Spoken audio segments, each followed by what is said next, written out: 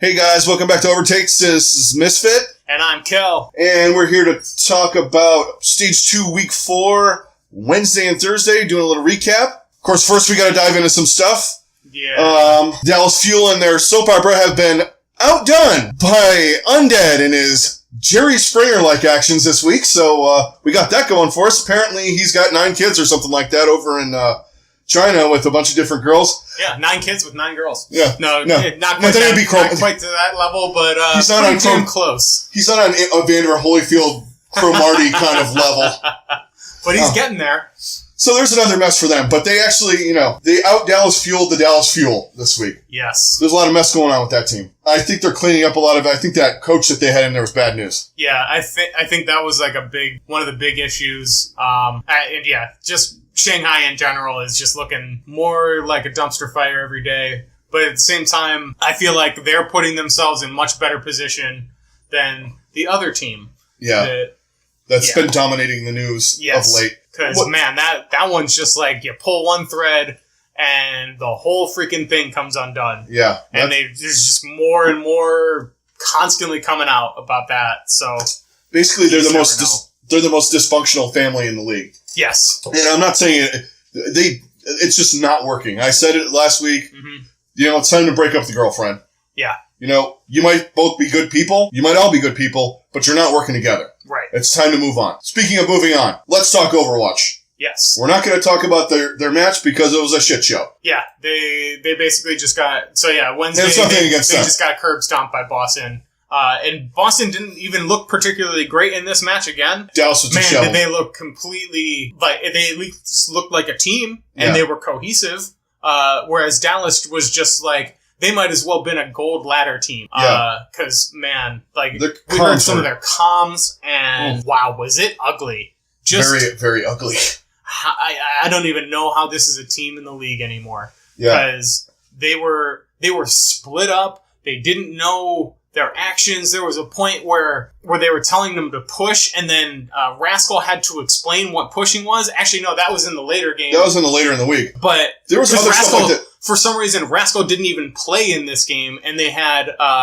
this was the AKM on Genji. This was the AKM, hey, let's have our best hitscan player play Genji. Even though we have one of the top Genji players in the league in Rascal. Let's do this. So, yeah, that worked out real well for them. And Fusion and the Dragons, what are you going to say? Right. Philly just curb stomped them. Yeah.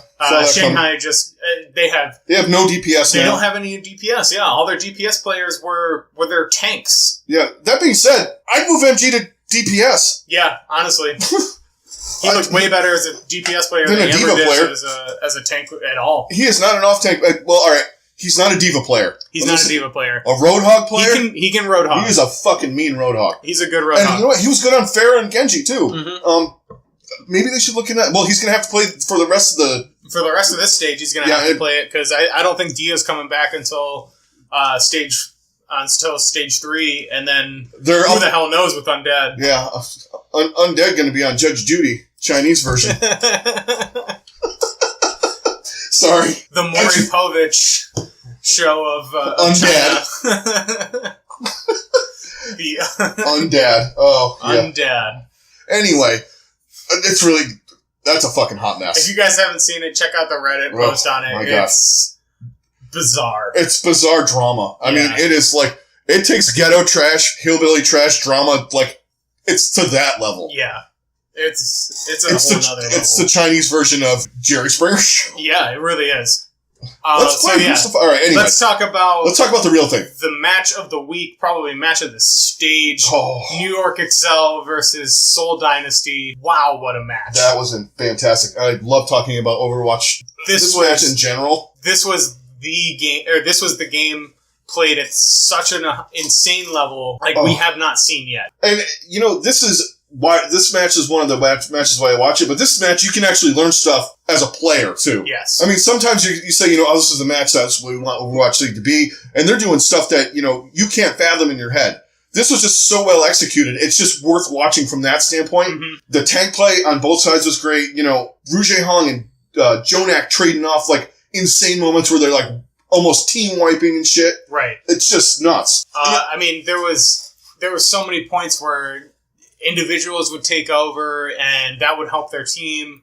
And it was just, like one team would get a pick, then the other team would get 2 picks, and then the first team that got the pick had to back off because they were down 2 already. It was just a real pleasure to watching Sabiobi just dominate. I mean, hell, 6-4 on the first on Hanamura. Hanamura, that was an insane Hanamura, man. That was just fun. Far and away one of the best Hanamuras we've seen yet, and we've seen some really good ones. Yeah. And this was up that U.S. versus South Korea from the World Cup. From the World Cup. This was at that level of Hanamura. Yeah, and that was on that level of skill. Maybe even a little bit higher level skill. No, I would definitely say higher than that because these teams have been playing so well and they just know each other so well compared to any other teams that have been around.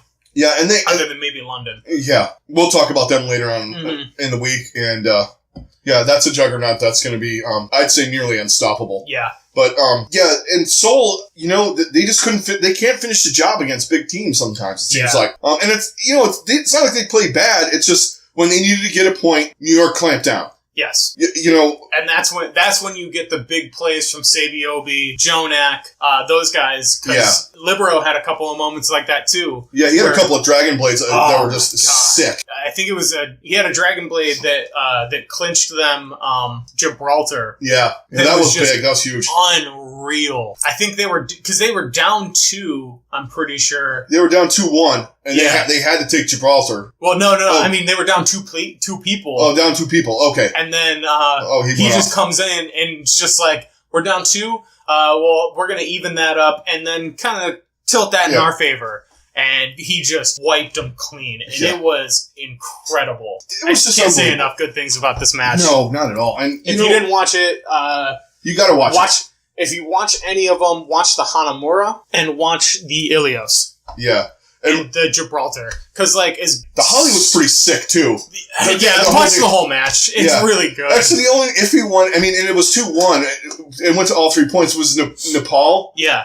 But, on Hollywood, you had fucking Munchkin going off on Roadhog, just absolutely eating people for lunch on that. When they took the second point, when they were on their attack, Seoul. That was unreal. He hard carried with Roadhog on that, man. He hooked. I knew New York was in trouble when he hooked fucking Sabiobi. Yeah. I was like, okay, we're serious now.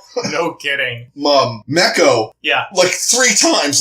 You're up on the roof? Not anymore. Nope. You're with me. Right. Just ridiculous. Yeah, but the whole match was ridiculous. And Sabiobi was doing Sabiobi things. Right.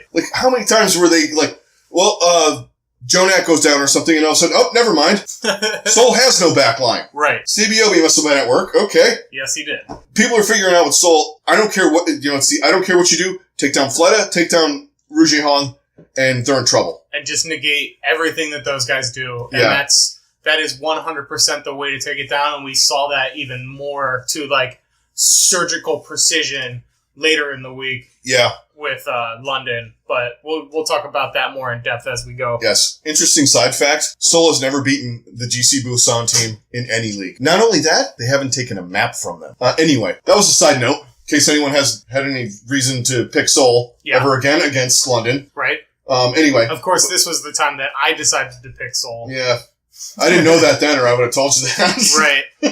But we know it now. Yeah. Okay, so we want to wrap this one up. So let's move on to Thursday. Okay, let's hit Thursday. Thursday, we're going to start with no drama.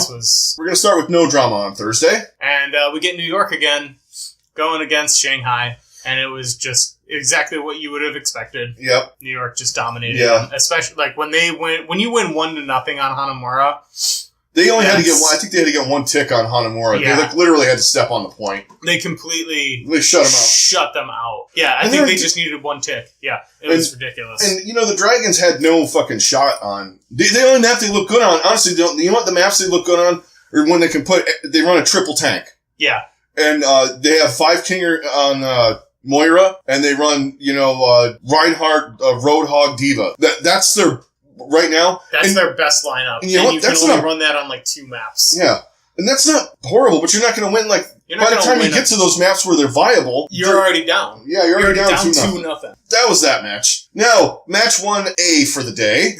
At least for me. Yes. No, this was a huge win. And How you doing, Valiant fans? How are you? Devastating loss for Los Angeles. How are the Wings doing? We still flying? No, I don't think so. Oh, guess what? That purple team in your town, they're ahead of you. Guess why? My team. Suck it. Anyway, I'm done gloating. I've had 3 times to gloat in this season, so just give me a fucking minute, all right? So, Florida dominated this for the most part, in my opinion. Yeah, they absolutely did. I don't think they were ready for it. The fact that they held as well as they did on Hanamura was impressive as hell. That was probably the best execution I have seen from Florida all season, and they were just picture perfect. Defensively, I don't know what's gotten into them. Their new coach must be preaching defense, or something, because defensively they are not disorganized like they were before. They know where to be. They're on it. We're not going to talk about Hollywood right now because even per the players, they're garbage on Hollywood. But we did have a Zappa sighting on Hollywood. Yeah. But unfortunately, they're garbage on Hollywood. Yeah. He was on Diva, which I thought was weird because he's I think they wanted to get him in. He's a Zarya player. They don't have King's Row, so they... And this was the match that we were really, we were more concerned about because the Valiant have Soon as their... Yeah.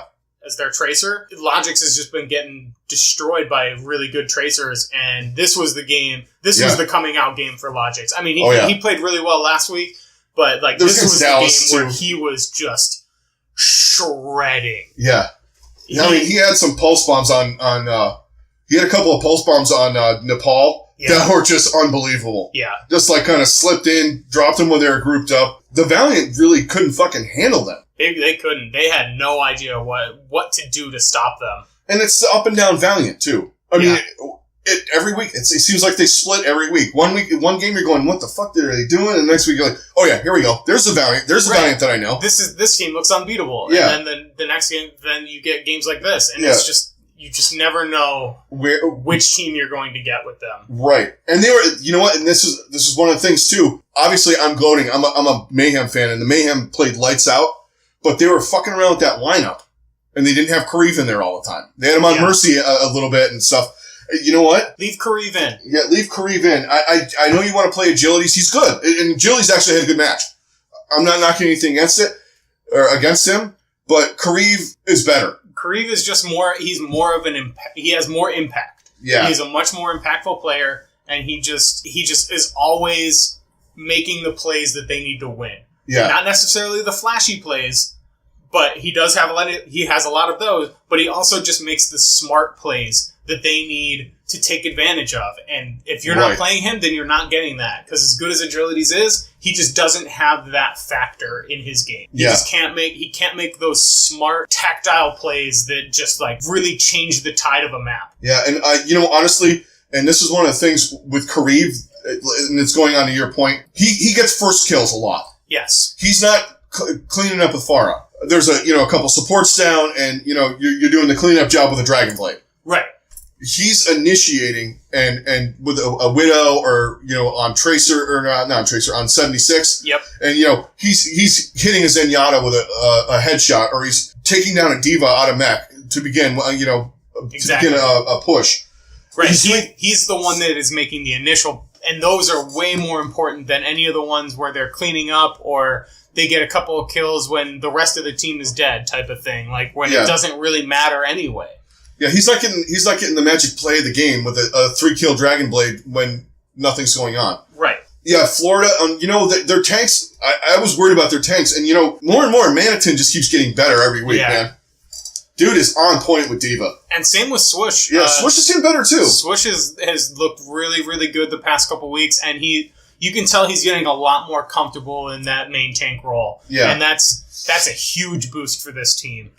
Because those guys playing at a high level just opens it up for everybody else, and it makes their supports better, it makes their DPS better, and that I think has been one of the weaker links for them, and now it's turning into one of the stronger things, and that's a huge boost for this team. Yeah, and obviously we're in the meta where their supports are more comfortable. Yes, you can tell. Oh yeah, Zupe's actually picking people off with Zenyatta like Jonak. Right. Oh yeah, Zupe's been playing really, really nice Zenyatta. I think the coach has a little bit. He's only been in for a week or so, but That's all it takes sometimes. Hey, you know what? Why don't you try and do a little bit of this, a little bit of that? And, you know, sometimes you just need a different voice in there. Yeah. Just to give you a different perspective from what you've been doing. Yeah, and I don't think the Valiant were definitely not ready for them to play the way they did, and I don't think they were ready for the style of defense that they played. They've been playing defense so much better. Yeah, and that's always been one of their weakest points was they could just steamroll on attack at times, and then they just get they might as well be a turnstile when it comes to defense. And now it's almost, I mean, I wouldn't say it's the opposite, but it's caught up. Their defense has definitely caught up and is worlds better than it's ever been, and it's becoming one of their strengths. Yeah, and I think it's a communication and Swoosh, getting more comfortable and playing better, and it's bringing up Maniton's game, which, and then the DPS, we all know how good the DPS are. Now that they have some room, you're seeing what Logic can do. You're seeing what Tavik can do, and then they're doing some serious damage to big teams. Yes. It's a dogfight. It's not a 4-0 every time. Right. No, never. Yeah, you can never count on any map at this point. Except for Hollywood. Unless it's Hollywood. They are literally the worst team in the league on Hollywood. They're so bad at Hollywood. Okay, so that's going to wrap it up for that match. Now to the match of the day. And it was a wild one. Yeah. This is as well played. It's not saying it was well played. As well played as our Wednesday match of the day was. This was a fun match, man. Yeah. This was just people just going balls out and throwing all kinds of crazy comps and doing weird stuff again. And let's talk about the trouble that the Houston Outlaws are in. Yeah.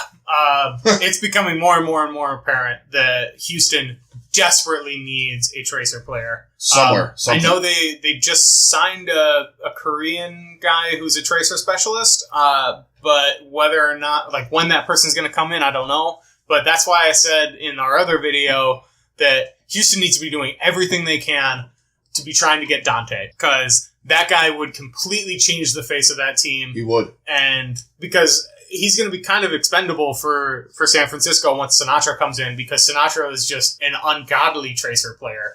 And I think San Francisco's kind of overflowing with people who can play play Tracer really well. 5 Tracer players on that team. Right. Almost more than Dallas. So Houston really, and there's quite a few around the league that they need to put some kind of package together to try and get some of these guys, because they desperately need somebody, because they are just getting shredded without one. Yeah, and it's not nothing against Jake's play per se. This and we've harped on this. This map pool is definitely not in his wheelhouse. Yeah, and this map pool just does not match his hero pool at all. Yeah, he cannot play at the same level that he did in the previous one, because Junkrat has been basically rendered ineffective, mostly just because of the maps that they're playing. Yeah. But also just, I don't know, for whatever reason, I feel like these guys have kind of figured out how to counter Junkrat a lot better. I mean, Diva is a big part of that. Yeah. No mercy thing, I think, is, you don't have you can res a Junkrat, and it's worth it. Yeah. Without the Orisa thing, too. I mean, for these guys, he's more viable. I mean, not on a regular ladder level where, he can pretty much fit Junkrat in a lot of different comps. Well, what these guys have him on is tank heavy, pick heavy comps where, you're looking to burst down barriers, get rid of roadhogs and things like that. You're trying to do different things in a pro league than you would in ladder. Right. And it just doesn't work. And this week though, he did play a little bit more soldier. Yeah. Which the maps that he was, they were closer. But I think it puts a lot of pressure on Linkser. Yeah. In my mind, I think that's the biggest thing, is that with Jake's kind of somewhat limited hero pool, it puts a lot of pressure on Linkser to play characters that he might not be completely comfortable playing.